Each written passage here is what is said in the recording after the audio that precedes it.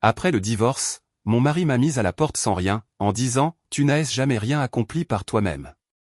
Désespéré, je suis allé à la banque pour utiliser la vieille carte que mon père m'avait laissée. Le directeur de la banque a pâli et a chuchoté « Madame, asseyez-vous, s'il vous plaît. Vous devez voir ça ».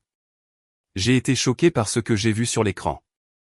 Je suis Stella, 32 ans, et je me tiens dans mon allée avec tout ce que je possède entassé dans une seule valise. Je suis Stella, j'ai 32 ans, et je me tiens dans mon allée, avec tout ce que je possède entassé dans une seule valise. Victor vient de claquer la porte d'entrée si fort que les fenêtres en ont tremblé, ces derniers mots résonnant encore dans ma tête, « Tu n'as jamais rien accompli par toi-même ». Les voisins font semblant de ne pas regarder, cachés derrière leur épée parfaitement taillée. Parce que rien ne dit, mariage réussi, comme votre mari qui vous jette dehors comme les ordures de la veille, n'est-ce pas? D'où regardez-vous cette vidéo aujourd'hui? Indiquez votre emplacement dans les commentaires ci-dessous, et cliquez sur ce bouton « J'aime » et « S'abonner » si vous vous êtes déjà senti complètement impuissante dans votre propre vie. Vous voudrez certainement rester pour découvrir ce qui s'est passé ensuite.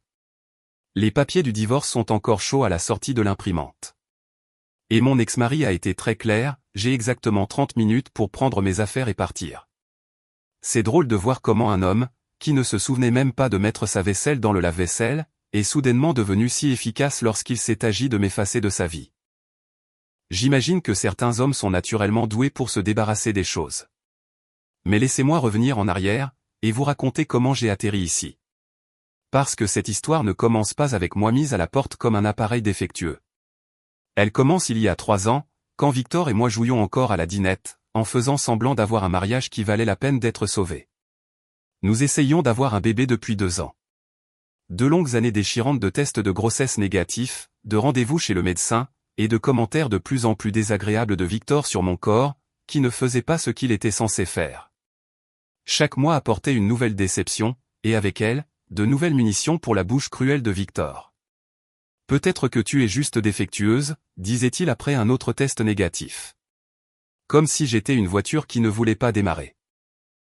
Ma première petite amie est tombée enceinte par accident. Peut-être que le problème est évident. Oh, quelle ironie. Spoiler pour ceux d'entre vous qui comptent les points à la maison, le problème n'a jamais été évident pour Victor, parce que cela l'aurait obligé à se regarder dans un miroir. Le truc avec la violence émotionnelle, c'est qu'elle ne commence pas par une gifle. Elle commence par de petites entailles dans votre estime de soi. De minuscules coupures de papier qui finissent par vous saigner à blanc. Victor était un artiste avec les mots, et ma confiance en moi était sa toile. Dommage qu'il n'ait jamais compris que les chefs-d'œuvre sont censés être beaux. J'ai fini par en avoir assez d'être son punching ball personnel déguisé en épouse. Il y a 6 mois, j'ai programmé mes propres tests de fertilité dans le dos de Victor. J'avais besoin de connaître la vérité, même s'il refusait de l'affronter. Les résultats sont revenus parfaits. Mon système reproducteur fonctionnait exactement comme il le devait, ce qui signifiait que le problème ne venait pas de moi. Choquant, je sais. Quand j'ai suggéré à Victor de se faire tester aussi, il a explosé. Ce n'est pas moi qui n'arrive pas à tomber enceinte, a-t-il hurlé. N'essaie pas de me faire porter le chapeau parce que tu es brisé. Mais je n'étais pas brisé. Et au fond, il le savait. Les hommes comme Victor connaissent toujours la vérité. Ils préfèrent simplement leur propre version. C'est là que la véritable cruauté a commencé. Victor a commencé à me traiter comme une marchandise défectueuse avec laquelle il était coincé. Il faisait des blagues sur mon câblage défaillant devant nos amis. Il suggérait que j'étais probablement infertile parce que j'étais trop stressée, ou trop négative. Chaque conversation devenait une arme pour me convaincre que j'étais le problème dans notre mariage. La goutte d'eau qui a fait déborder le vase est arrivée la semaine dernière, quand j'ai trouvé des brochures de cliniques de fertilité cachées dans le tiroir de son bureau. Pas pour une thérapie de couple ou un traitement conjoint, juste pour lui. Il se faisait tester en secret tout en me blâmant publiquement pour nos problèmes, car apparemment, l'hypocrisie est la deuxième langue de Victor. Quand je l'ai confronté au sujet des brochures, il n'a même pas nié. Au lieu de cela, il m'a regardé droit dans les yeux et a dit « J'ai besoin de savoir si je perds mon temps avec quelqu'un qui ne pourra jamais me donner ce que je veux. » C'est là que j'ai demandé le divorce. Parce qu'honnêtement, mesdames, quand votre mari commence à parler de vous comme d'un distributeur automatique en panne, il est temps de trouver la sortie. Et cela nous ramène à aujourd'hui, avec moi debout dans cette allée, sans abri et soi-disant sans valeur. Victor pense qu'il a gagné. Il pense qu'il s'est enfin débarrassé de l'épouse défectueuse qui le retenait loin de sa vie parfaite. Ce qu'il ne sait pas, c'est qu'il vient de me libérer. Et croyez-moi, cela va être l'erreur la plus coûteuse de sa vie. La partie la plus difficile, quand votre vie implose, ce ne sont pas les grands moments dramatiques. Ce sont les petites réalités pratiques, comme réaliser que vous n'avez nulle part où dormir ce soir, ou que votre forfait téléphonique était au nom de votre ex-mari et vient d'être coupé.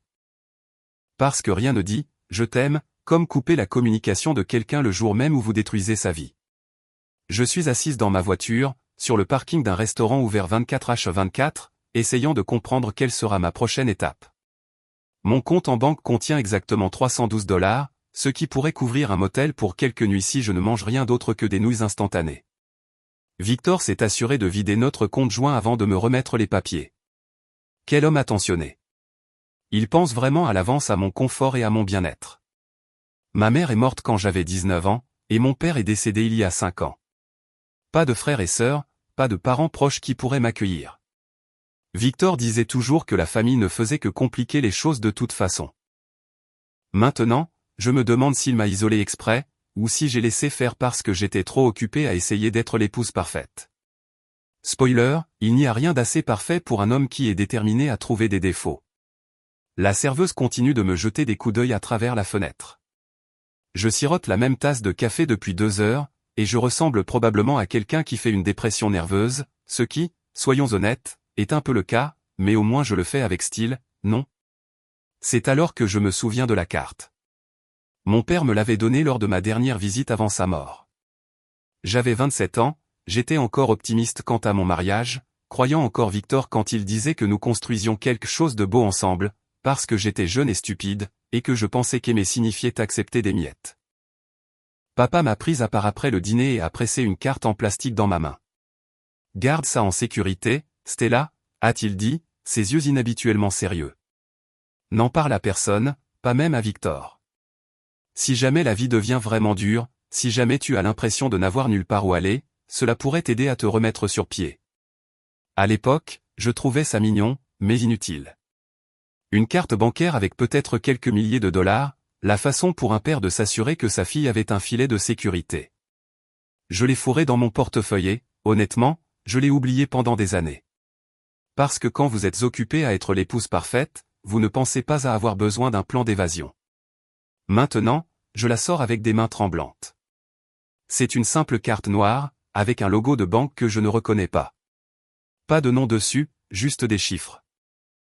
Elle a l'air vieille, comme quelque chose d'une autre époque, quand les banques croyaient encore à la confidentialité des clients et quand les pères avaient apparemment plus de clairvoyance que leurs filles sur les hommes qu'elles épousaient. Je n'ai plus rien à perdre et tout à gagner. L'agence la plus proche de la First National Trust n'est qu'à 10 minutes. Ils sont ouverts jusqu'à 18 heures en semaine. Le trajet semble plus long qu'il ne devrait l'être. Mes mains sont moites alors que je serre le volant, et je continue de vérifier le rétroviseur comme si Victor pouvait me suivre, ce qui est ridicule puisqu'il a été très clair sur le fait qu'il ne voulait plus jamais me revoir. C'est drôle comme le rejet pique, même quand il vient de quelqu'un dont vous êtes heureuse d'être débarrassé. La banque est l'un de ces bâtiments à l'ancienne, avec des colonnes en marbre et des installations en laiton. Elle respire la vieille fortune et les affaires sérieuses. Je me sens mal habillé dans mon jean et mon pull emballé à la hâte, mais je pousse quand même les lourdes portes, parce que parfois, il faut feindre la confiance jusqu'à ce qu'on se souvienne de ce que cela fait vraiment. Le hall est presque vide à 16h30 un mardi après-midi. Quelques clients âgés mènent des affaires tranquilles. Une jeune mère essaie de gérer de la paperasse pendant que son tout petit examine le tapis. Des gens normaux vivant des vies normales, probablement aucun d'entre eux n'étant sans abri et désespéré. Ils en ont de la chance. Je m'approche du bureau du service client où une femme dans la cinquantaine m'accueille avec une politesse professionnelle. Comment puis-je vous aider aujourd'hui? J'aimerais vérifier le solde de ce compte, dis-je en faisant glisser la carte sur le comptoir en marbre. Ma voix semble plus assurée que je ne le ressens, ce qui est un petit miracle considérant que ma vie s'est effondrée il y a 6 heures. Elle prend la carte et son expression change légèrement alors qu'elle l'examine. C'est l'un de nos comptes historiques, Legacy Account. Laissez-moi aller chercher un directeur pour vous. Un directeur pour une vérification de solde? Cela semble excessif, mais Josh la tête et prend place dans l'un des fauteuils en cuir qu'ils ont positionnés près des fenêtres. Peut-être que la carte est si vieille que leur système ne peut pas la lire correctement. Ou peut-être qu'elle est complètement sans valeur, et qu'ils essaient de trouver comment me l'annoncer doucement. 5 minutes passent, puis 10. Je commence à me demander s'il y a un problème, quand un grand homme dans un costume coûteux s'approche de moi. Son visage est pâle, presque comme s'il avait vu un fantôme, ou peut-être comme s'il était sur le point d'annoncer une nouvelle qui allait changer la vie de quelqu'un pour toujours. Monsieur, je suis désolé. Quel était votre nom? Stella. Vous étiez la Stella Morrison? Madame Morrison. Je suis David Chen, le directeur de l'agence. Pourriez-vous s'il vous plaît venir avec moi dans mon bureau? Nous devons discuter de votre compte en privé. La façon dont il dit « en privé » me noue l'estomac. Soit cette carte est complètement sans valeur, soit quelque chose ne va vraiment, vraiment pas. Ou peut-être, juste peut-être, que quelque chose est sur le point d'aller vraiment, vraiment bien. Le bureau de David Chen est tout en bois sombre et en cuir, avec des fenêtres donnant sur la rue où ma Honda délabrée est garée entre deux berlines de luxe, comme un sans-abri dans un country club. Il me fait signe de m'asseoir dans le fauteuil en face de son bureau, puis s'installe derrière l'écran de son ordinateur avec les mouvements prudents de quelqu'un manipulant des explosifs. Madame Morrison, commence-t-il, sa voix soigneusement contrôlée. Je dois vérifier votre identité avant de continuer. Avez-vous un permis de conduire ou une autre pièce d'identité? Je lui tends mon permis, observant son visage alors qu'il le compare à quelque chose sur son écran. Ses sourcils se lèvent légèrement, et il tape quelque chose avec des mouvements rapides et précis, comme s'il confirmait quelque chose qu'il n'arrive pas tout à fait à croire. Madame Morrison, dit-il finalement, en tournant son écran pour que je puisse voir. Je pense que vous devez voir ça. Ce que je vois n'a aucun sens au début. Des chiffres. Beaucoup de chiffres. Plus de chiffres que je n'en ai jamais vus au même endroit, surtout attachés à quelque chose portant mon nom. Pendant un instant, je pense qu'il y a eu une sorte d'erreur informatique. Puis je réalise ce que je regarde, et la pièce commence à tourner. 47 322 816 $. Parce qu'apparemment, quand on est obscènement riche, on compte jusqu'au centime. Il doit y avoir une erreur. Cela ne peut pas être exact, murmurai-je à peine plus fort qu'un chuchotement. David Chen s'éclaircit la gorge et ouvre un autre écran. Le compte a été établi à votre nom il y a 23 ans par Robert Morrison. Votre père. Il a fait des dépôts réguliers au fil des années, et les investissements ont exceptionnellement bien performé. Mon père. Mon papa, qui conduisait un pick-up vieux de 15 ans et découpait religieusement les coupons de réduction, a d'une manière ou d'une autre accumulé 47 millions de dollars et a tout mis à mon nom. Pendant ce temps, j'étais occupé à me faire dire que je ne valais rien par un homme qui a probablement moins d'argent sur son compte courant que ce que je dépense apparemment en frais bancaires. Mais comment? Papa travaillait à la quincaillerie. Il vivait dans ce minuscule appartement au-dessus du magasin. Il s'inquiétait toujours pour l'argent. Selon nos dossiers, Monsieur Morrison possédait plusieurs propriétés en ville qu'il louait discrètement. Il a également fait des investissements très intelligents dans des entreprises technologiques dans les années 80 et 90. Apple, Microsoft, Amazon quand elles étaient encore petites. Il vivait modestement mais investissait sagement. Donc, laissez-moi bien comprendre. Pendant que Victor était occupé à me convaincre que j'étais un fardeau financier qui ne contribuait en rien à notre mariage, mon père construisait tranquillement une fortune qui pourrait probablement racheter l'entreprise de Victor 10 fois. L'ironie est si épaisse qu'on pourrait la couper au couteau. Pourquoi ne me l'a-t-il pas dit? Il y a une note dans le dossier, dit David en cliquant sur un autre document. Il a écrit des instructions selon lesquelles vous ne deviez être informé du compte que si vous veniez personnellement avec la carte, et seulement si vous sembliez être dans un besoin réel. Il voulait s'assurer que vous puissiez construire votre propre vie d'abord, sans compter sur une richesse héritée. Mes yeux se remplissent de larmes alors que je lis la note manuscrite de papa sur l'écran. Ma fille est forte et capable, mais si elle lit ceci, cela signifie que la vie l'a mise à terre et qu'elle a besoin d'aide pour se relever. Cet argent n'est pas fait pour la rendre paresseuse ou privilégiée. Il est fait pour lui donner la liberté d'être elle-même sans compromettre ses valeurs pour survivre. Utilise-le sagement, Stella. Tu mérites une vie où tu n'as pas à te contenter de moins que ce que tu vaux. Oh, papa, chuchotai-je, en pressant ma main sur ma bouche alors que les larmes commencent à couler. Espèce de petit cachotier merveilleux. Avez-vous déjà eu l'impression que votre vie entière était sur le point de changer d'une manière que vous n'aviez jamais imaginée? Laissez un commentaire ci-dessous si vous avez déjà découvert quelque chose qui a complètement changé votre perspective sur tout. David pousse discrètement une boîte de mouchoirs sur son bureau. Le compte a été géré par notre équipe d'investissement selon les instructions de votre père. Très conservateur, croissance régulière. Le solde a presque triplé depuis son décès. Je pense à Victor qui me criait dessus ce matin, me disant que je n'avais jamais rien accompli par moi-même, à ses commentaires cruels sur ma valeur, mon corps, mes supposés échecs, à la façon dont il a vidé notre compte et m'a jeté dehors comme une ordure. Si seulement il savait que l'épouse sans valeur qu'il vient de jeter vaut maintenant plus que ce qu'il gagnera en 10 vies. En fait, oubliez ça. J'espère qu'il ne le découvrira jamais. L'expression sur son visage vaudrait probablement 47 autres millions. Qu'est-ce qu'on fait maintenant, je demande en essuyant mes yeux. Maintenant, vous décidez ce que vous voulez faire. L'argent est à vous. Il a toujours été à vous. Nous pouvons mettre en place de nouveaux comptes, des stratégies d'investissement, tout ce dont vous avez besoin. Ou vous pouvez le laisser ici et simplement accéder à ce dont vous avez besoin pour vos dépenses immédiates. Dépenses immédiates. Comme ne pas être sans abri. Comme engager un avocat spécialisé dans l'art de faire regretter leur choix de vie aux ex-maris horribles.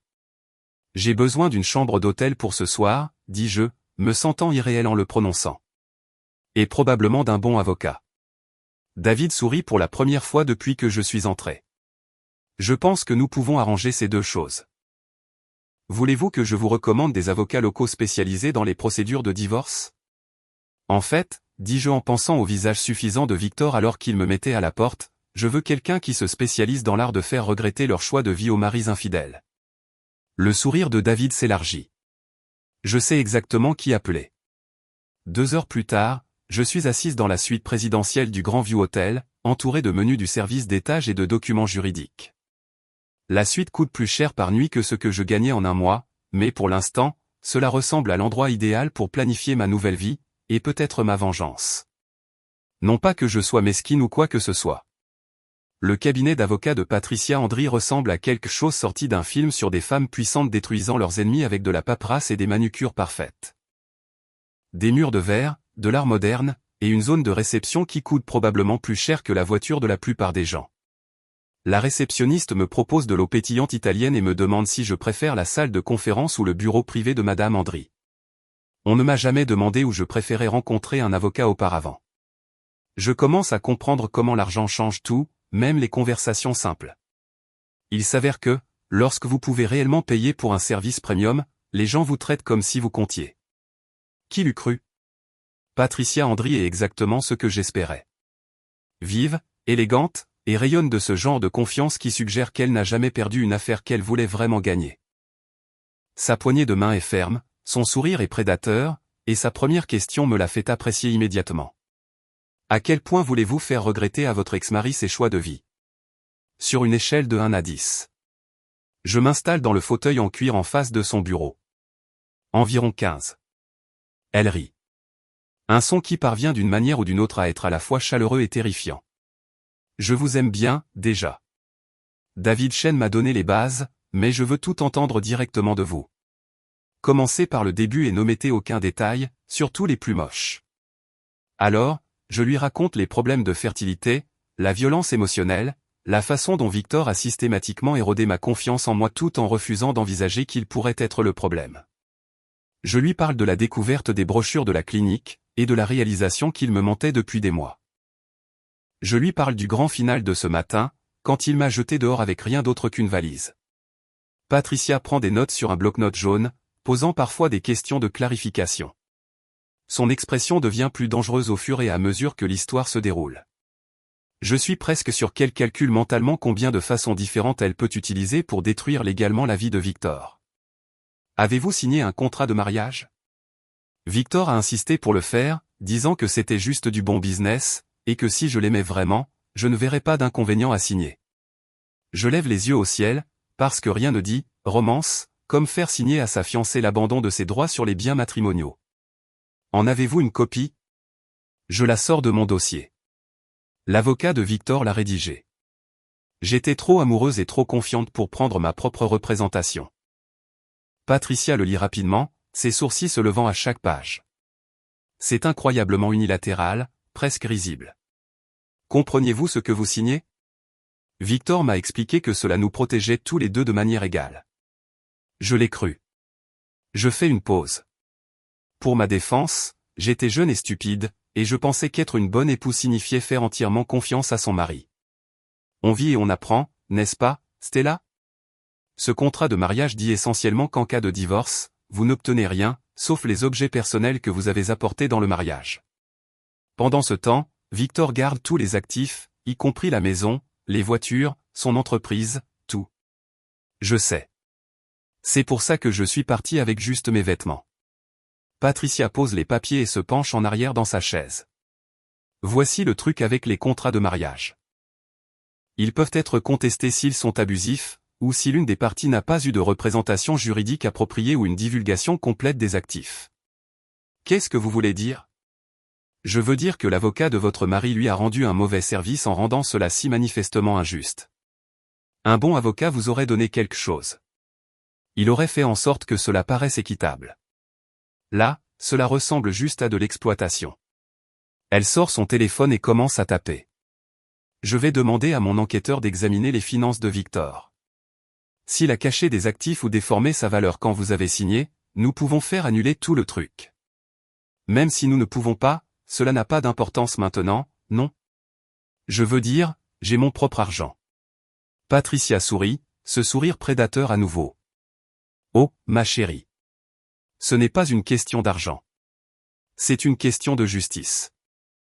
Votre mari vous a émotionnellement abusé pendant des années, puis vous a jeté comme une ordure tout en gardant tout ce que vous l'avez aidé à construire pendant votre mariage.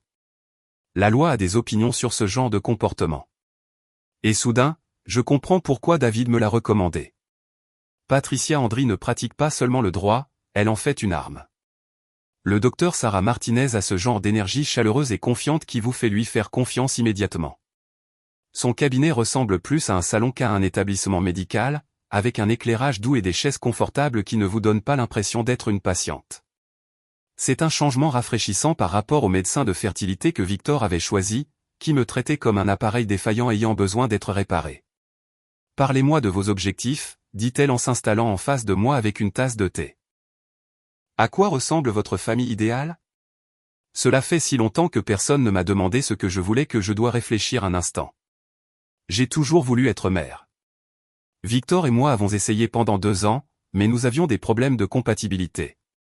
C'est-à-dire que mes tests de fertilité étaient parfaits, mais qu'il refusait de se faire tester, puis a passé 2 ans à me blâmer pour notre incapacité à concevoir.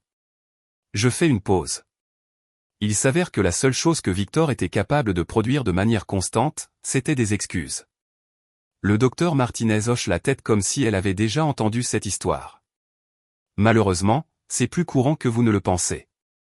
Certains hommes ont du mal avec l'idée que les problèmes de fertilité pourraient être liés à eux. Eh bien, maintenant ce n'est plus sa décision. Et franchement, je suis reconnaissante de ne jamais avoir eu d'enfant avec lui. Pouvez-vous imaginer être lié à ce niveau de toxicité pour toujours? Tant mieux pour vous. L'indépendance est une excellente base pour prendre des décisions de planification familiale. Maintenant, parlons de vos options. Elle m'explique le processus d'insémination artificielle, la FIV, et la sélection des donneurs, le calendrier, les taux de réussite, les considérations émotionnelles, tout ce que Victor refusait de discuter parce que cela blessait sa fierté d'envisager des alternatives. Le processus peut prendre plusieurs mois, explique le docteur Martinez. Nous devrons effectuer des tests mis à jour, établir vos niveaux hormonaux de base, puis commencer à préparer votre corps pour la procédure. Êtes-vous émotionnellement prête pour ce voyage? Suis-je prête? Je pense à ma suite d'hôtel vide, à ma procédure de divorce, au bouleversement complet de tout ce que je pensais que ma vie serait. Honnêtement, ma vie est un chaos en ce moment, mais j'ai 32 ans. Je suis financièrement stable, et je n'ai jamais été aussi certaine de ce que je veux. Si j'attends les circonstances parfaites, je pourrais attendre pour toujours. C'est la meilleure réponse que je pouvais espérer. Les femmes qui savent ce qu'elles veulent font les meilleures mères. Elles me guident à travers les étapes initiales. Prise de sang, évaluation psychologique, conseil génétique. Nous programmons tout pour les 2 prochaines semaines. Encore une chose, dit-elle alors que je rassemble mon sac à main.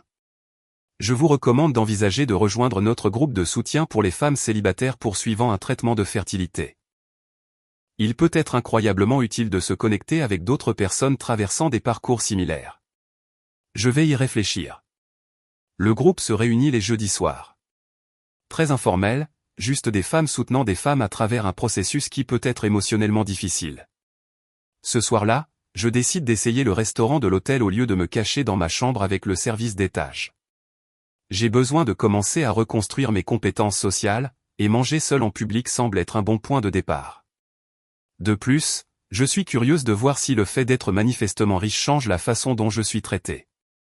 Spoiler, c'est absolument le cas. Le restaurant est élégant mais pas prétentieux, rempli de voyageurs d'affaires et de couples locaux profitant de dîners tranquilles. Je demande une table près des fenêtres et commande le saumon sans vérifier le prix d'abord. Un autre petit acte de rébellion contre mon ancienne vie, où Victor insistait pour que nous choisissions toujours l'option la plus économique, parce que Dieu interdit que nous dépensions de l'argent pour quelque chose qui pourrait me procurer du plaisir. Excusez-moi, dînez-vous seul ? Je lève les yeux pour trouver un homme d'environ mon âge debout à côté de ma table. Il est séduisant d'une manière discrète, cheveux foncés, yeux gentils, vêtements coûteux mais pas tape à accent grave-l'œil, le genre d'homme qui a l'air de n'avoir jamais eu besoin d'élever la voix pour obtenir ce qu'il veut. Oui, c'est le cas, dis-je, ne sachant pas si c'est une tentative de drague ou autre chose. Je suis désolé de vous déranger, mais je n'ai pas pu m'empêcher de remarquer que vous sembliez un peu perdu dans vos pensées. Je dîne seul aussi. Et je déteste manger tout seul.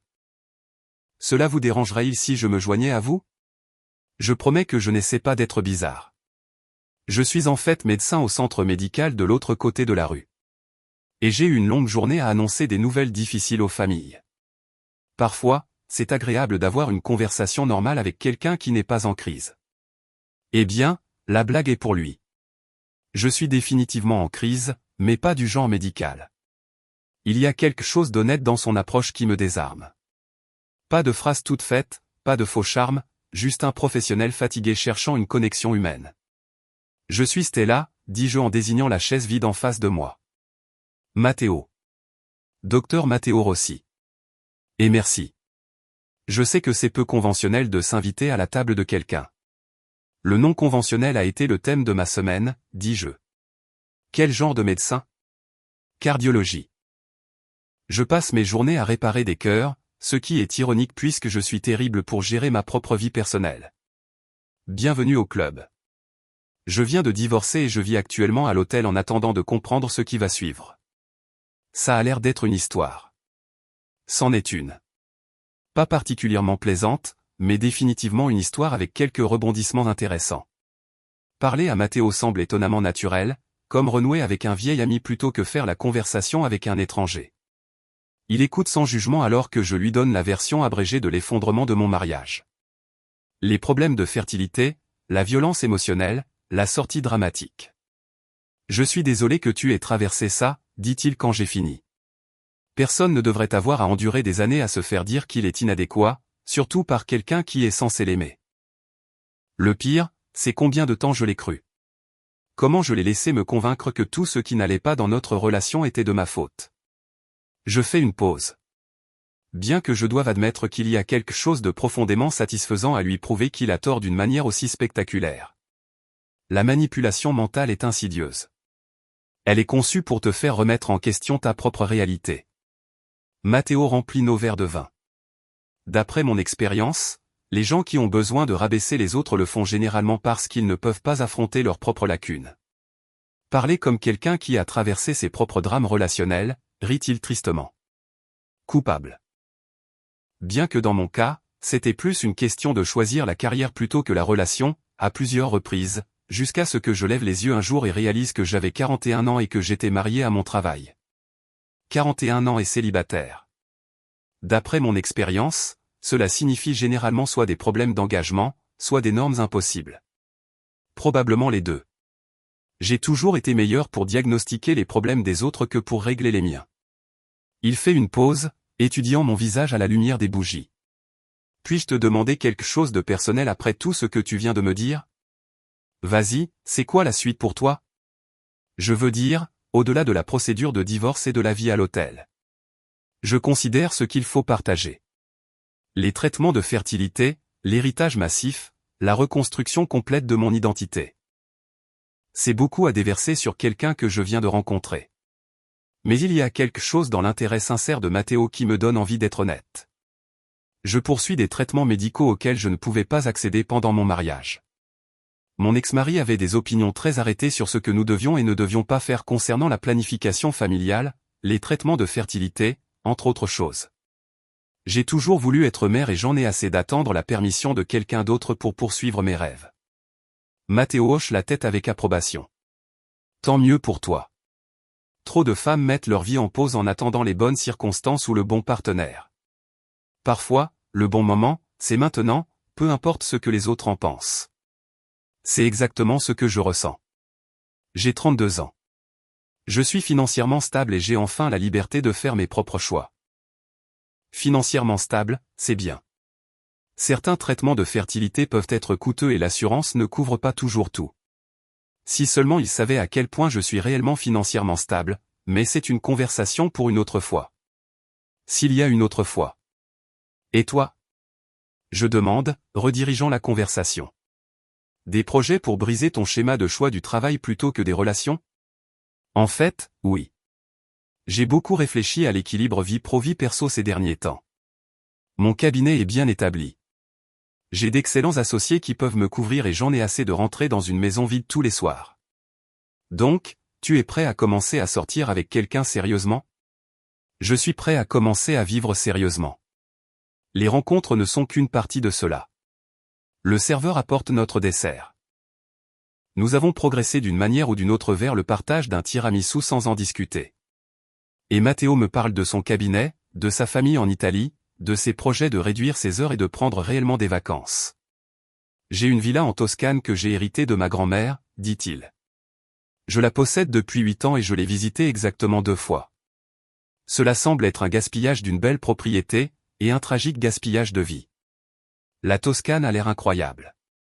Je n'ai jamais été en Italie. Tu devrais y aller. Surtout si tu es dans une phase de reconstruction de vie.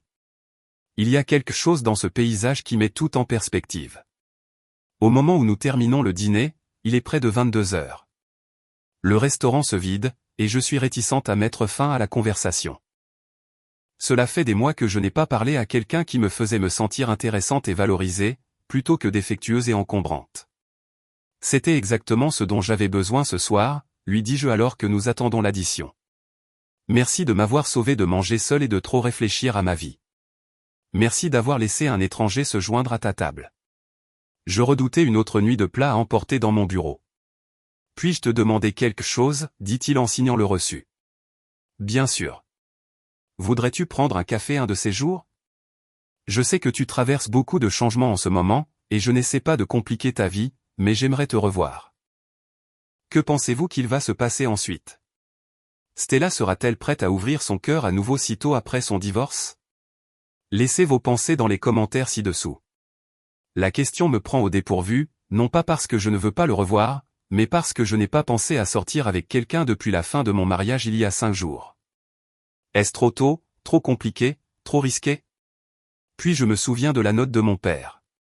Tu mérites une vie où tu n'as pas à te contenter de moins que ce que tu vaux. J'aimerais bien, dis-je. Mais je devrais te prévenir. Ma vie est assez imprévisible en ce moment. La mienne aussi.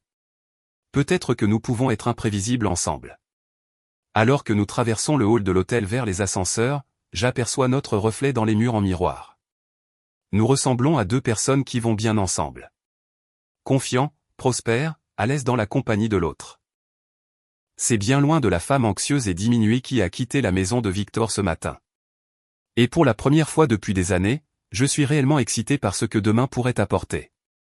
3 semaines après le début de mes traitements de fertilité, je suis assise dans le bureau du docteur Martinez pour faire vérifier mes niveaux d'hormones, quand elle mentionne quelque chose qui me fait tout reconsidérer. Vos chiffres sont excellents, Stella. Mieux qu'excellents, en fait.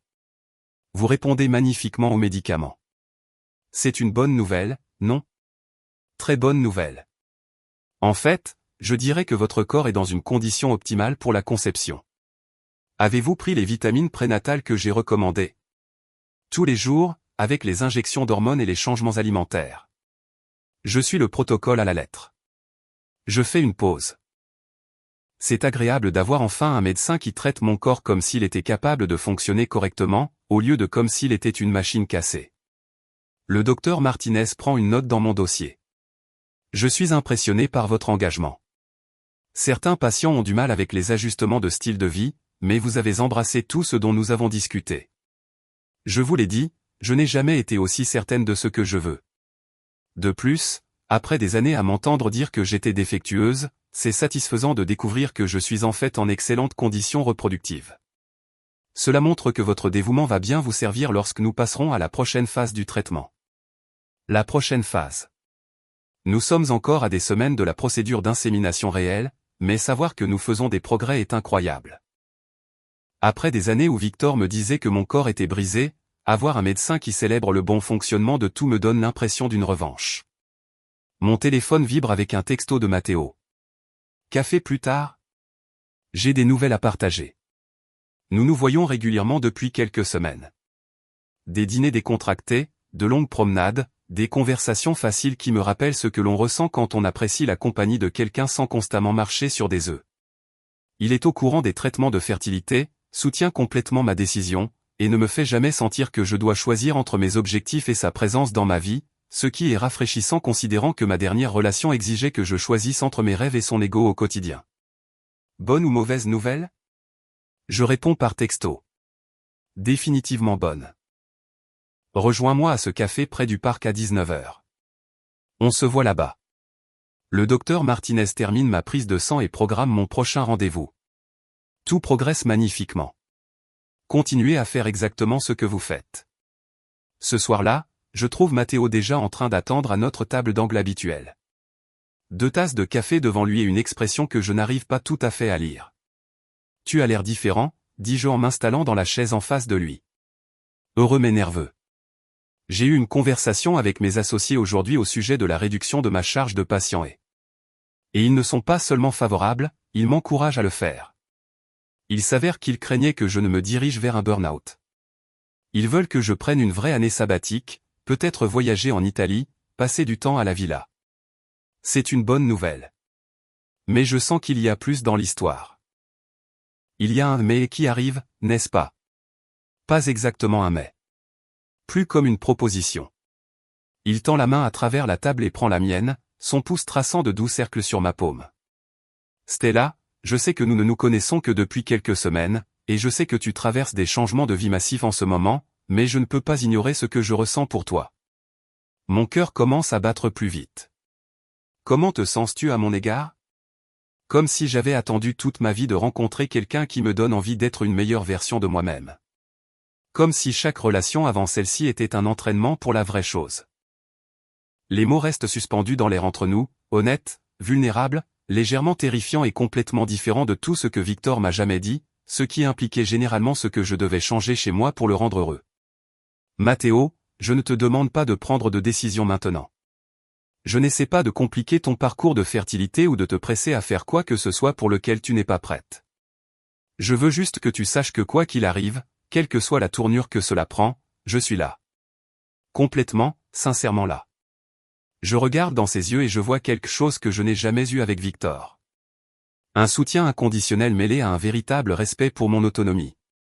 Matteo n'essaie pas de me réparer ou de changer mes plans. Il propose de faire partie de ce que je construis. Puis-je te demander quelque chose? Dis-je. Tout ce que tu veux. Es-tu prêt à l'éventualité que je puisse tomber enceinte par insémination artificielle pendant que nous sortons ensemble? Parce que c'est toujours mon plan, peu importe ce qui se passe entre nous. Stella, je suis devenu médecin parce que je crois qu'il faut aider les gens à créer les familles qu'ils veulent. Pourquoi aurais-je un problème avec le fait que la femme dont je tombe amoureux fasse exactement cela? Dont je tombe amoureux? Il a dit qu'il tombait amoureux de moi. Et contrairement à Victor, qui tombait amoureux de l'idée de qui il voulait que je sois, Matteo semble tomber amoureux de qui je suis réellement. Et si le timing devient compliqué? Et si je tombe enceinte et que tu décides que ce n'est pas ce pourquoi tu as signé? Alors je serais un idiot qui ne te mérite pas, il serre ma main. Je ne suis pas Victor. Je n'ai pas besoin de contrôler tes choix pour me sentir en sécurité dans notre relation. Le soulagement qui m'envahit est si intense que je manque de commencer à pleurer là, dans le café. Je pense que je tombe amoureuse de toi aussi. Bien, dit-il en souriant. Parce que j'espérais vraiment que ce n'était pas une situation à sens unique. Nous parlons jusqu'à la fermeture du café, faisant des projets pour un week-end dans son chalet à la montagne, discutant de son calendrier sabbatique, partageant des rêves sur l'avenir qui ne nécessitent pas que l'un de nous compromette ses objectifs individuels. En retournant à mon hôtel, je réalise que c'est à cela que ressemble une relation saine. Pas de lutte de pouvoir, pas de manipulation émotionnelle, pas d'obligation de me faire plus petite pour accommoder les insécurités de quelqu'un d'autre. Juste deux personnes choisissant de construire quelque chose ensemble tout en restant complètement elles-mêmes. Quel concept novateur. 4 mois après le début de ma relation avec Matteo, et 6 semaines après le début de mes traitements de fertilité, quelque chose d'inattendu se produit. Nous passons le week-end dans son chalet à la montagne, enfin prêts à faire passer notre relation au niveau supérieur, quand la nature décide d'avoir le sens de l'humour. 2 semaines après notre première nuit ensemble, une soirée parfaite de connexion et d'intimité qui était tout ce que mon mariage n'était pas, je me réveille avec la nausée pour le 3e matin consécutif. Mes règles ont 5 jours de retard et je ne supporte pas l'odeur du café, ce qui est pratiquement un motif d'urgence médicale dans mon monde. Au début, je suppose que c'est un effet secondaire des médicaments hormonaux. Le docteur Martinez m'a prévenu que les traitements pourraient causer des cycles irréguliers et divers symptômes physiques. Mais quand la nausée persiste et que je réalise que j'ai des aversions alimentaires, une possibilité différente me vient à l'esprit. Pourrais-je être enceinte naturellement de Matteo ? L'ironie serait presque comique si elle n'était pas si bouleversante. Après 2 ans d'essai avec Victor, des mois de traitement de fertilité et une intervention médicale minutieuse, mon corps pourrait avoir décidé de concevoir tout seul avec un homme qui m'aime et me respecte réellement, parce qu'apparemment, mon système reproducteur a un excellent goût en matière de partenaire. Je conduis jusqu'à la pharmacie en me sentant dans un état irréel, comme si je regardais la vie de quelqu'un d'autre se dérouler. 3 tests de grossesse différents atterrissent dans mon panier, ainsi que des vitamines prénatales et une bouteille de thé au gingembre pour la nausée. De retour dans ma suite d'hôtel, je fixe les boîtes de tests de grossesse pendant 10 minutes avant de trouver le courage d'en ouvrir une. Les instructions semblent impossiblement simples pour quelque chose qui pourrait changer tout mon avenir. 2 minutes plus tard, je fixe 2 lignes roses. Enceinte. Je suis réellement enceinte, naturellement, du bébé de Matteo. Mes mains tremblent alors que je fais le 2e test, puis le 3e. Tous positifs. Tous clairement, définitivement positifs. Je m'assois sur le sol de la salle de bain, submergé par des émotions que je ne peux pas nommer. Joie, terreur, incrédulité, et quelque chose qui ressemble à une justice cosmique, tout cela emmêlé ensemble. Après des années où Victor me disait que j'étais brisé, mon corps a créé la vie avec un homme qui mérite réellement d'être père. Que pensez-vous qu'il va se passer ensuite? Matteo sera-t-il prêt pour cette surprise? Laissez vos pensées dans les commentaires ci-dessous et n'oubliez pas de vous abonner pour plus. Mon premier réflexe est d'appeler Matteo, mais quelque chose m'arrête. C'est mon moment, mon miracle, ma revanche. Avant de le partager avec quelqu'un d'autre, j'ai besoin d'absorber pleinement ce que cela signifie. De plus, je veux voir son visage quand je le lui dirai, pas entendre sa voix au téléphone. Je vais être mère. Pas par insémination artificielle, pas par des mois supplémentaires d'intervention médicale, mais naturellement, spontanément, avec un homme dont je tombe amoureuse. Après tout ce que Victor m'a fait subir, cela ressemble à la façon dont l'univers me dit, en fait, il n'y a jamais rien eu qui clochait chez toi. 1 heure plus tard, je suis dans le bureau du docteur Martinez, où elle confirme ce que les tests à domicile m'avaient déjà dit. Félicitations, Stella. Vous êtes enceinte d'environ 6 semaines, et tout semble parfait. Mais comment? Je veux dire. Le timing. Le docteur Martinez examine mon dossier attentivement. Parfois, quand les femmes commencent des traitements de fertilité, les changements de mode de vie et la réduction du stress peuvent réellement améliorer les taux de conception naturelle. Votre corps devenait plus sain, vos niveaux hormonaux s'optimisaient, et la nature a suivi son cours. Donc tous ces traitements ont aidé, même si j'ai conçu naturellement. Exactement. De plus, vous êtes dans un bien meilleur état émotionnel que lorsque vous avez commencé ce voyage. Le stress peut absolument avoir un impact sur la fertilité. Vous avez supprimé une relation toxique, trouvé une sécurité financière, et commencer une nouvelle relation saine. Votre corps répond à ce changement positif. L'ironie ultime. Pendant que Victor insistait sur le fait que j'étais brisé, j'étais en fait juste dans le mauvais environnement pour m'épanouir. Comme essayer de faire pousser des fleurs dans un sol toxique, puis se demander pourquoi elles ne fleurissent pas, qu'est-ce qu'on fait maintenant? Je demande. Dois-je arrêter les médicaments de fertilité? Immédiatement. Nous allons vous faire passer à une routine de soins prénatales standard. C'est en fait le meilleur résultat possible. Conception naturelle avec une mère en bonne santé et des conditions optimales pour le développement fœtal. Ce soir-là, je retrouve Matteo pour dîner dans son restaurant italien préféré. Il peut voir que quelque chose est différent dès l'instant où j'entre. Tu es rayonnante, dit-il en se levant pour m'embrasser la joue. Comme si tu brillais de l'intérieur. C'est drôle que tu mentionnes ça. Je m'assois en essayant de trouver comment partager une nouvelle qui va tout changer entre nous. J'ai quelque chose à te dire. Son expression devient sérieuse. Bonne ou mauvaise nouvelle? Cela dépend de ta perspective. Je prends une profonde inspiration. Je suis enceinte. Le visage de Matteo passe par une série d'émotions. Surprise, confusion, puis quelque chose qui ressemble à de l'émerveillement. Enceinte? Mais je pensais que tu étais encore dans la phase de traitement. Apparemment, mon corps avait d'autres projets. Conception naturelle. Environ 6 semaines. Avec toi. Avec moi. Son sourire s'étend lentement sur son visage comme un lever de soleil. Nous allons avoir un bébé. Si tu le veux. Je veux dire, je sais que ce n'était pas prévu et que nous ne sommes pas ensemble depuis si longtemps. Il tend la main à travers la table et prend mes 2 mains. Stella, c'est incroyable. Tu vas être une mère formidable, et je vais pouvoir faire partie de ce voyage depuis le début. Tu ne paniques pas. La plupart des hommes partiraient en courant devant cette situation. La plupart des hommes ne sont pas amoureux de toi. Le voilà encore. Ce mot que Victor utilisait comme une arme, mais que Matteo utilise comme un cadeau. Tu es amoureux de moi? Complètement. Éperdument. Je ne peux pas imaginer mon avenir sans toi dedans. Son sourire est radieux. Et maintenant, nous allons avoir un bébé ensemble, ce qui rend cela encore plus incroyable. Je commence à pleurer là, dans le restaurant, mais ce sont des larmes de soulagement, de joie et de gratitude débordante. Après des années à m'entendre dire que j'étais défectueuse, je suis assise ici, enceinte, aimée et financièrement en sécurité, avec un homme qui parle déjà de notre avenir comme si c'était la meilleure chose qui pouvait lui arriver. Es-tu sûr de ça? Parce qu'une fois que ce bébé arrive, il n'y a pas de retour en arrière. Tu signerais pour les tétés de minuit, les changements de couche et tout le chaos qui accompagne l'éducation d'un enfant. Je signerais pour construire une vie avec la femme que j'aime et élever notre enfant ensemble. Cela ressemble au meilleur avenir possible que je puisse imaginer. Enceinte de 3 mois et commençant enfin à avoir du ventre, je déjeune avec Matteo à notre terrasse de café préférée quand mon téléphone sonne avec un numéro que je ne reconnais pas. Mon premier réflexe est de laisser aller sur la messagerie, mais quelque chose me pousse à répondre. Probablement une erreur.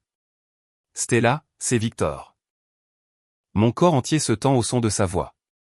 Matteo le remarque immédiatement, levant un sourcil inquiet et tendant la main à travers la table pour toucher mon bras. Comment as-tu eu ce numéro? J'ai mes moyens. Nous devons parler.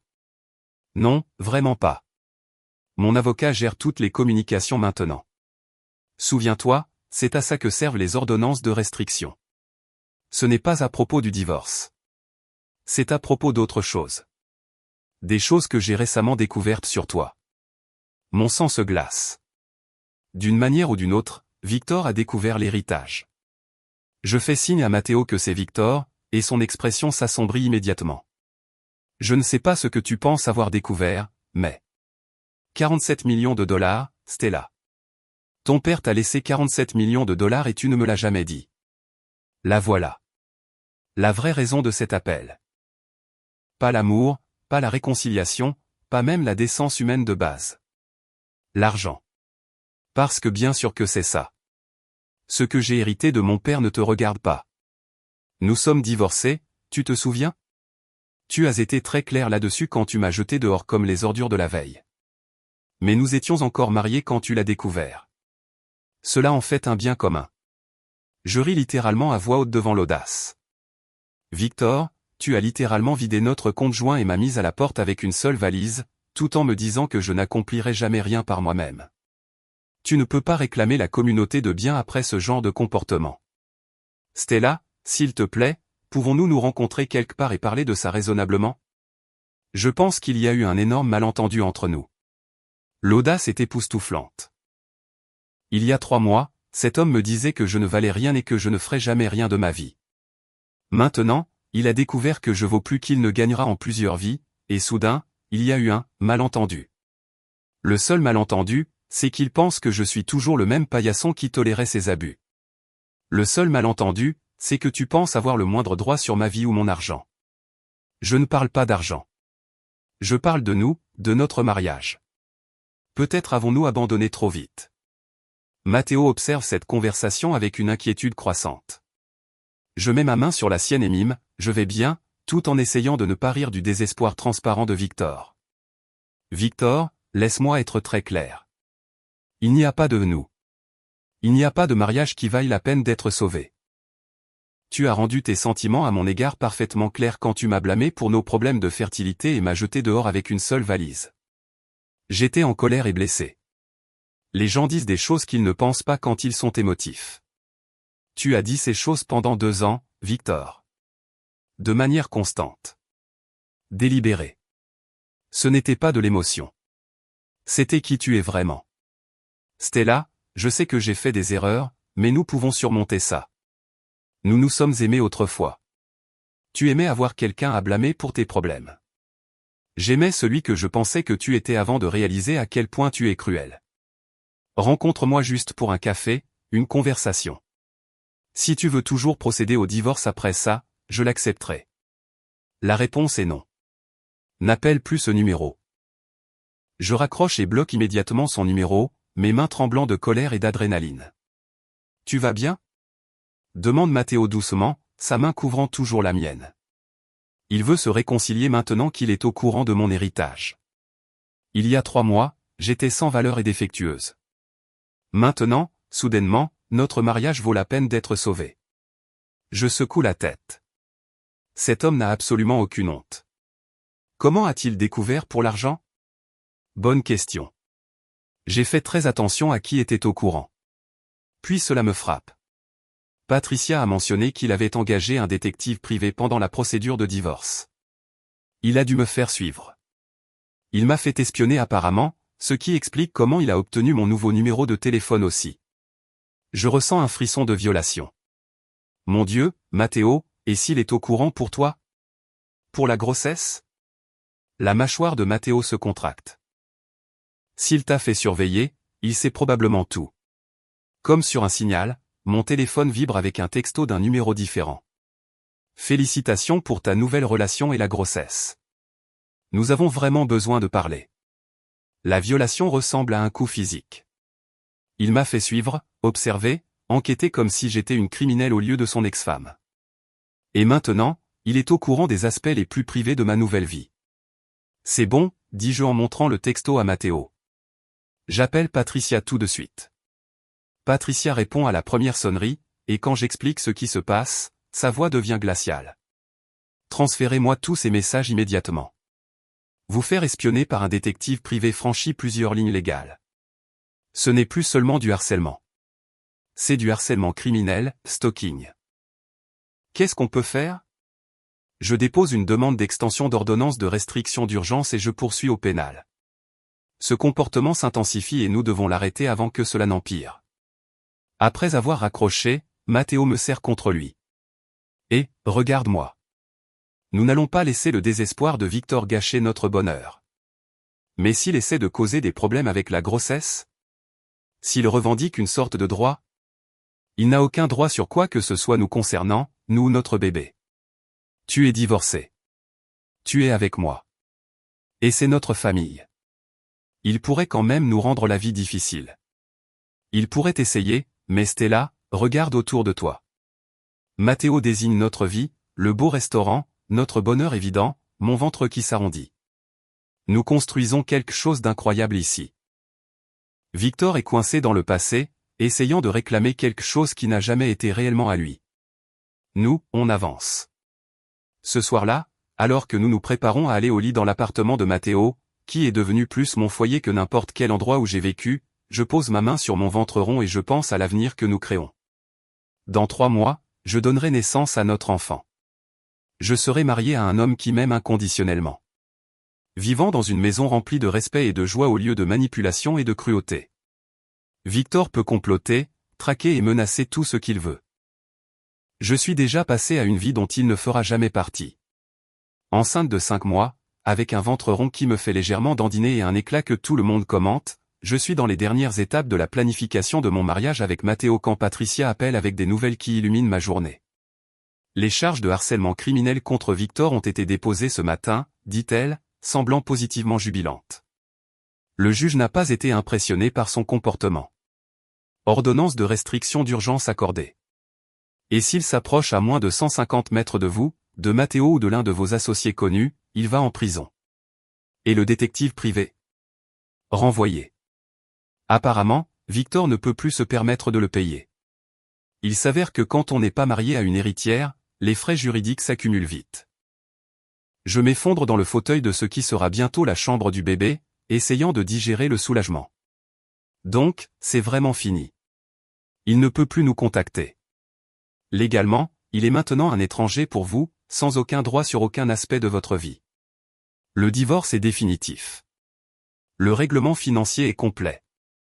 Et il n'a aucune prétention sur votre héritage, votre grossesse ou votre avenir. Après avoir raccroché, je reste assise dans la chambre du bébé pendant un long moment, entourée de meubles soigneusement choisis et de couleurs douces. Cette pièce représente tout ce que Victor a essayé de me convaincre que je ne pourrais jamais avoir. Une famille, la sécurité, l'amour inconditionnel. Matteo me trouve là 1 heure plus tard, des larmes coulant sur mon visage. Larmes de joie ou larmes de tristesse, demande-t-il en s'agenouillant à côté de ma chaise et en plaçant sa main sur mon ventre où notre bébé pratique actuellement la gymnastique. Larmes de joie, larmes de soulagement. Victor ne peut légalement plus jamais nous contacter. C'est une nouvelle incroyable. Comment te sens-tu? Libre. Complètement, totalement libre. Je place ma main sur la sienne. Et reconnaissante. Si incroyablement reconnaissante qu'il m'ait jeté dehors quand il l'a fait. La meilleure chose qu'il ait jamais faite pour nous deux. Ce soir-là, nous dînons à la maison et c'est vraiment chez nous maintenant, plein de nos livres et photos combinés, et du chaos confortable de 2 personnes construisant une vie ensemble quand la sonnette retentit. Matteo va répondre et revient avec une expression perplexe. Livraison pour la future Madame Rossi, dit-il en tenant un grand arrangement floral. De la part de Victor. Mon estomac se noue d'une anxiété familière. Même s'il n'a plus de pouvoir légal sur moi, l'idée qu'il essaie encore de s'insérer dans ma vie me rend malade. Que dit la carte? Matteo la lit à voix haute. Félicitations pour ton mariage et le bébé à venir. J'espère que tu trouveras le bonheur que tu mérites.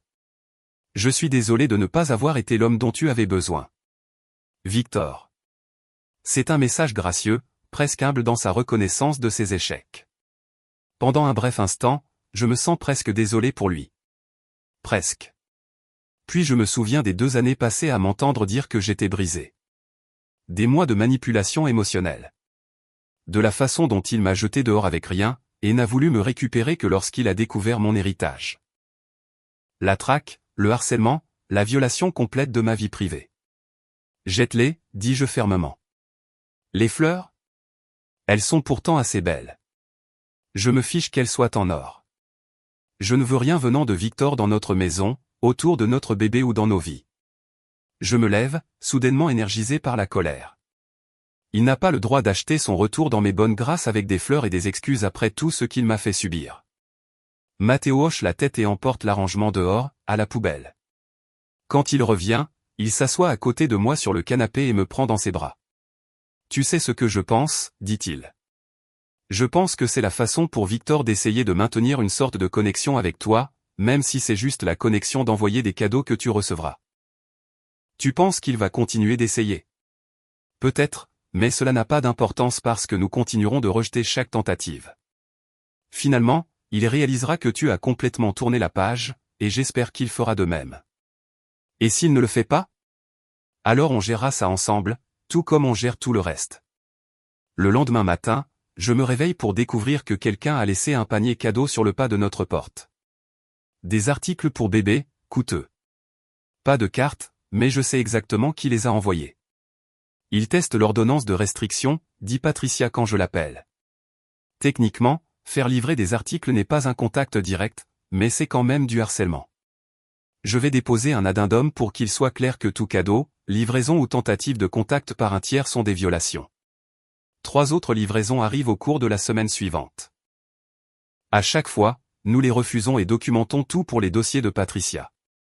Il intensifie ses actions parce qu'il est désespéré, explique-t-elle lors de notre dernière réunion avant le mariage. Les hommes comme Victor ne gèrent pas bien le rejet, surtout quand il s'accompagne de conséquences financières. Quel genre de conséquences? Rappelez-vous ce contrat de mariage sur lequel il a insisté? Celui qui était censé vous laisser sans rien. Puisque nous l'avons contesté avec succès, il est maintenant tenu de vous payer une pension alimentaire et la moitié de ses actifs commerciaux accumulés pendant le mariage. Même si je n'ai pas besoin de son argent. La loi se fiche de savoir si vous en avez besoin. Elle se soucie de savoir si vous y avez droit. Et c'est le cas. Sa tromperie sur ses actifs rend le contrat de mariage invalide, ce qui signifie que vous obtenez la moitié de tout ce qu'il a gagné pendant votre mariage. L'ironie est délicieuse. Victor a essayé de me piéger dans un mariage où je n'obtiendrais rien si je partais. Au lieu de cela, sa tromperie signifie que j'ai droit à une partie significative de sa richesse, plus des dommages et intérêts pour détresse émotionnelle. Non pas que j'ai besoin de son argent, mais c'est une question de principe. Il ne peut pas m'abuser pendant des années et ensuite en profiter. De combien parle-t-on? Environ 2 millions au total. Son entreprise a bien marché depuis que vous êtes parti. Patricia sourit. Apparemment, jeter sa femme dehors peut être très motivant pour certains hommes. 2 millions de dollars qui iront directement sur un fonds fiduciaire pour notre bébé. L'argent de Victor, assez ironiquement, aidera à subvenir aux besoins de l'enfant dont il ne saura jamais qu'il existe. Parfois, le karma a le sens de l'humour. La cérémonie de mariage en Toscane est tout ce dont j'avais rêvé. Intime, joyeuse, et complètement concentrée sur la célébration de l'amour au lieu d'impressionner qui que ce soit d'autre. Debout dans le jardin de la villa familiale de Matteo, enceinte de 7 mois et rayonnante de bonheur, entourée d'Olivier et des gens qui comptent le plus pour nous, je me sens comme la femme la plus chanceuse du monde. Vous êtes éblouissante, chuchote le docteur Martinez en ajustant ma simple robe en soie sur mon ventre. Absolument radieuse. J'ai l'impression de flotter, comme si c'était trop beau pour être vrai. C'est réel, et vous méritez chaque parcelle de bonheur que vous vivez. La cérémonie est dirigée par un prêtre local qui parle à la fois italien et anglais, créant une célébration bilingue qui honore nos 2 origines. La famille de Matteo m'a accueilli à bras ouverts, traitant ma grossesse comme le cadeau qu'elle est plutôt que comme une complication.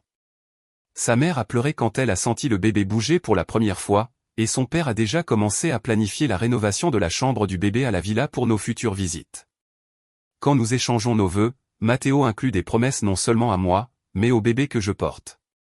Je promets d'aimer cet enfant comme le miracle qu'il est, d'être le père qu'il mérite, et de créer avec toi une famille bâtie sur le respect, la joie et l'amour inconditionnel. Il n'y a pas un œil sec dans le jardin, y compris les miens. Je promets de t'aimer complètement, dis-je à travers des larmes de bonheur, et de construire avec toi le genre de partenariat où nous devenons tous les 2 de meilleures versions de nous-mêmes. Et je promets de ne plus jamais me contenter de moins que ce que nous méritons tous les 2, plus jamais.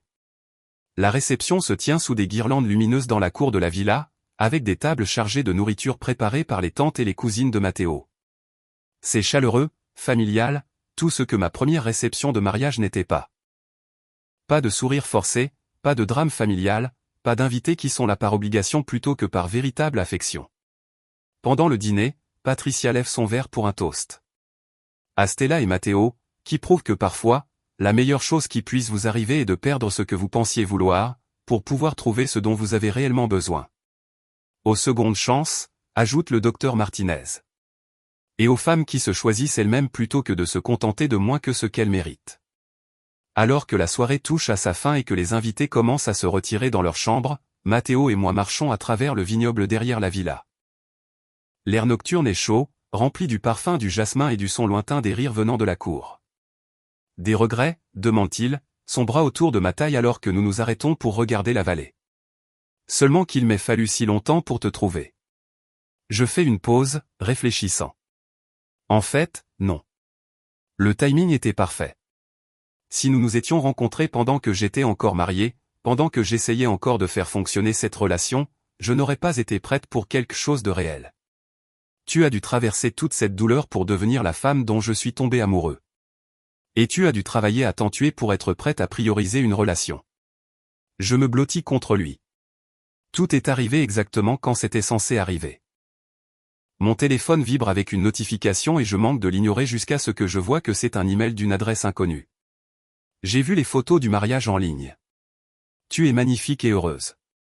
Félicitations pour ta nouvelle vie. J'espère que tu trouveras tout ce que tu cherches.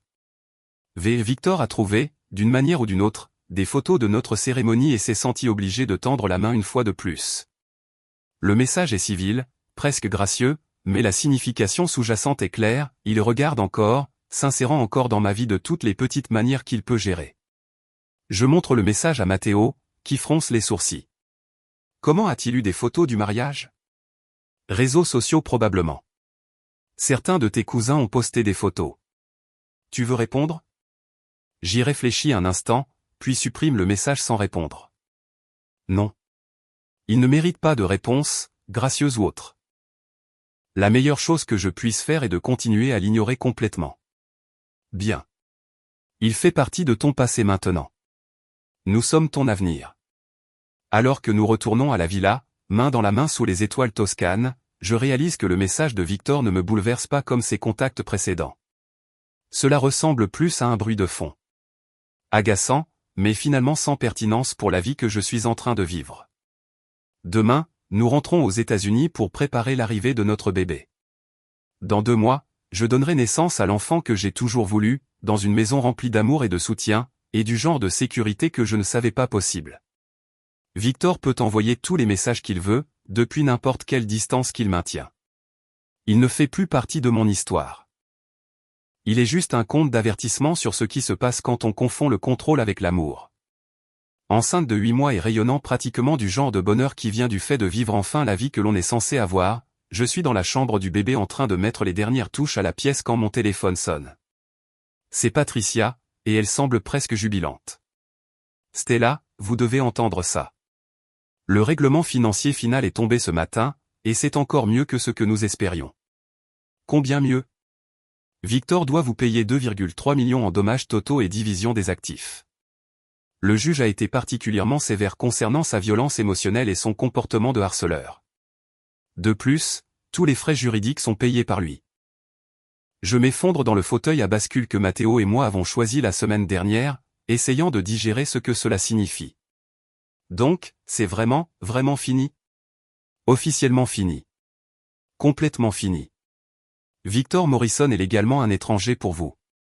Il n'a aucune prétention sur aucun de vos actifs et, sur la base de l'ordonnance de restriction, ne peut pas vous contacter sans faire face à des charges criminelles. Qu'en est-il d'éventuelles réclamations concernant le bébé? Aucune qualité pour agir. Il n'a aucune relation légale avec vous ou votre enfant. Vous êtes marié à Matteo. Le bébé naîtra dans votre famille actuelle, et Victor n'a aucun droit ni aucune prétention sur quoi que ce soit dans votre vie. Le soulagement est accablant. Pendant des mois, j'ai attendu que le couperet tombe, que Victor trouve une faille juridique qui lui permettrait de continuer à me tourmenter. Au lieu de cela, le système juridique a reconnu ce qu'il a fait et l'a tenu pour responsable. Après avoir raccroché, je reste assise dans la chambre du bébé pendant un long moment, absorbant l'ampleur de ce qui vient de se passer.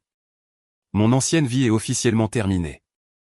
La femme qui était mariée à Victor Morrison, qui endurait des années de violence émotionnelle et de manipulation, qui croyait qu'elle était sans valeur et défectueuse, cette femme n'existe plus au sens légal.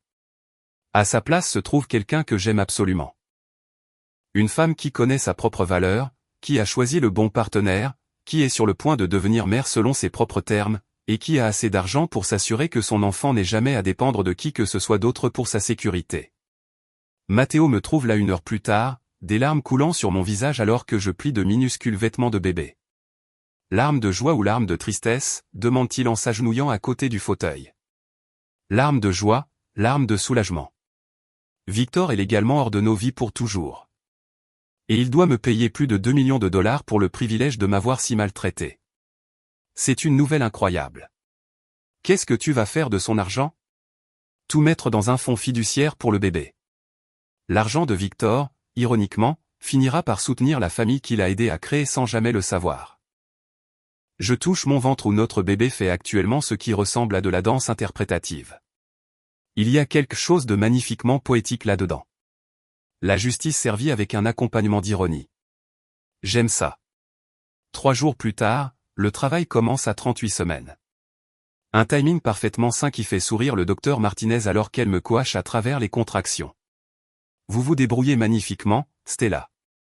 Juste quelques poussées de plus. Matteo tient ma main, des larmes coulant sur son visage alors qu'il regarde notre fille entrer dans le monde.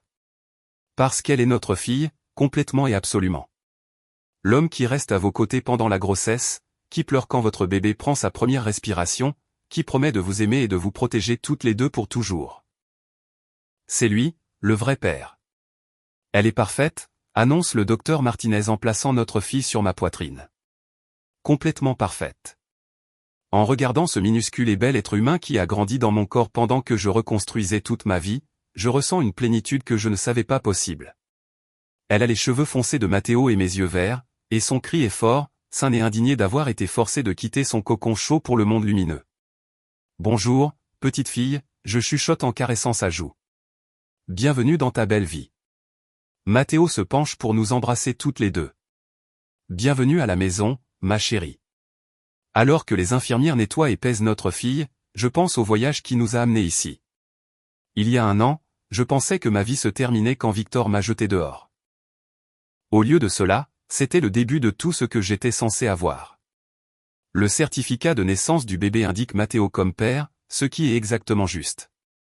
La biologie ne fait pas une famille. L'amour le fait. Le choix le fait. Être présent chaque jour le fait. 6 mois plus tard, assise dans notre jardin pendant que notre fille fait la sieste au soleil et que Matteo lit à proximité, je réalise que je ne pense plus jamais à mon ancienne vie. C'est comme quelque chose qui est arrivé à quelqu'un d'autre. Une histoire que j'ai entendue une fois, à propos d'une femme qui ne connaissait pas sa propre valeur. Mon téléphone vibre avec une notification, une alerte info sur l'entreprise de Victor qui dépose le bilan. Apparemment, les frais juridiques et les paiements de règlement étaient trop lourds pour que son entreprise puisse les absorber. Je ressens un bref moment de quelque chose qui pourrait être de la sympathie. Puis je me souviens de tout ce qu'il m'a fait subir, et je retourne regarder ma fille dormir. Si cette histoire a résonné en vous, assurez-vous de liker et de vous abonner pour plus d'histoires sur la façon de surmonter l'adversité et de découvrir votre véritable force. Rappelez-vous, parfois la pire chose qui vous arrive est en fait la meilleure chose déguisée. Parfois, vous devez perdre tout ce que vous pensiez vouloir pour trouver tout ce dont vous aviez réellement besoin. Partagez cette histoire avec quelqu'un qui a besoin d'entendre qu'il est plus fort qu'il ne le sait, qu'il vaut plus que ce qu'on lui a dit, et qu'il mérite un amour qui le construit au lieu de le démolir. Parce que tout le monde mérite une histoire d'amour qui se termine par le fait de devenir exactement qui il était censé être. Et parfois, juste parfois, la femme qui se fait jeter comme une ordure finit par vivre comme une reine. Pas à cause de l'argent, bien que cela ne fasse pas de mal, mais parce qu'elle a enfin appris la différence entre être voulu et être valorisé. Victor voulait me posséder. Matteo valorise qui je suis. Et cela, mesdames et messieurs, fait toute la différence au monde.